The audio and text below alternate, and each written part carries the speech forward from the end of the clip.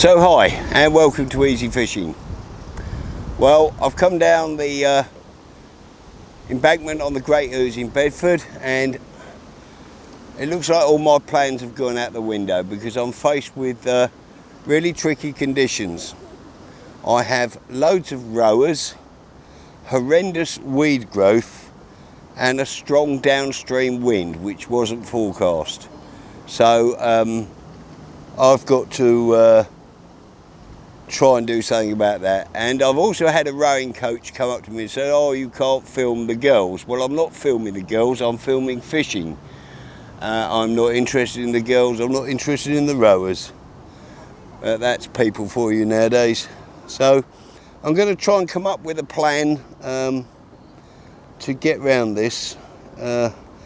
Mostly I've got a lot of floating duckweed, huge beds of cabbages, loads of weed beds sunken that I can see. I haven't got Polaroids on them, but if I stand up and look I can see.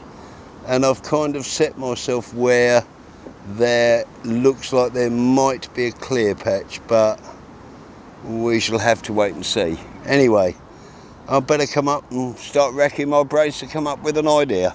Now, I have to be honest, conditions are all totally against me. I don't know that I expect to catch much with this bright sun and weed problems, rowers, etc. But I will do my best to catch, and hopefully as the light fades I might pick up a better fish or two. But my float is continually being fouled by floating rubbish. Yes, tricky conditions, but you need to be able to overcome tricky conditions. For instance, if you tried to fish a pole at 11, 12, 13 metres, which I can do, and get away from the duckweed because it's all being blown in my side of the river, in these gusts of wind you would be struggling to control it. So let's just carry on and see how we get on.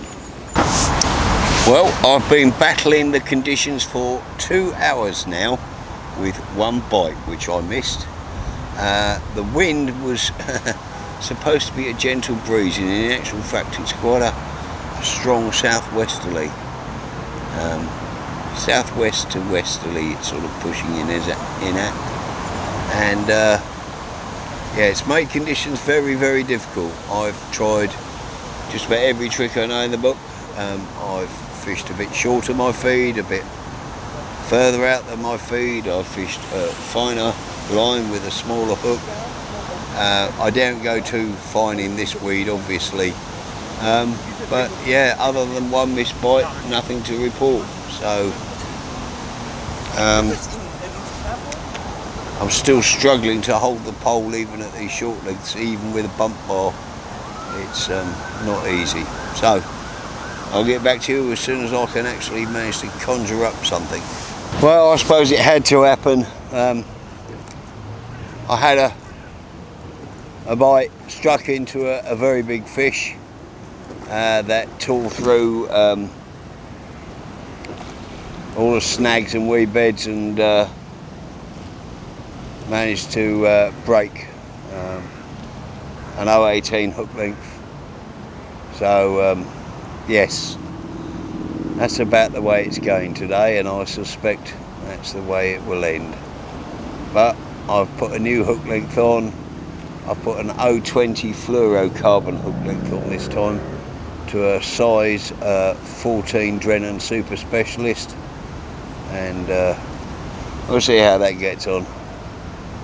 But that was felt like a very good tench, but this is the trouble with a snaggy situation. You do lose a lot of fish. But the hook I had on was barbless, so it won't really bother it. And we're in again, but it's not a big tench, it feels like a perch. Oh yes, not a monster, but I'll take this on a hard day any day. Oh yes. Guess fish with about 8 ounces, I'm going to risk lifting it.